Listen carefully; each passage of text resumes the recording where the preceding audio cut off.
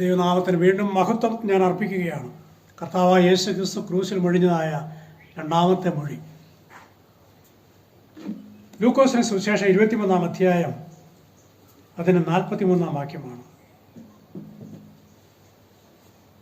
ആ വാക്യം മറ്റൊന്നുമല്ല, ഇന്ന് നീ എന്നോട് കൂടെ പറുദീസയിലിരിക്കും എന്നുള്ള വാക്യമാണ്. ഞാൻ മുമ്പ് പറഞ്ഞതായ ഒന്നാമത്തെ മൊഴിക്ക് അല്ലെങ്കിൽ അതിൻ്റെ പ്രതികരണത്തെക്കുറിച്ച് പറഞ്ഞപ്പോൾ നിങ്ങൾ ശ്രദ്ധിച്ചു കാണും. യഥാർത്ഥത്തിൽ ഇത് നമുക്ക് കാട്ടിത്തരുന്നൊരു കാര്യം, ഒരു പുതുജീവനിലേക്കുള്ള പ്രത്യാശയുടെ വഴി നമുക്ക് കാണിച്ചു തരികയാണ്. The word of God which leads to a new life. ആർക്കാണ്? മറ്റാർക്കുമല്ല. കാരണം കർത്താവായ യേശു ക്രിസ്തുവിനെ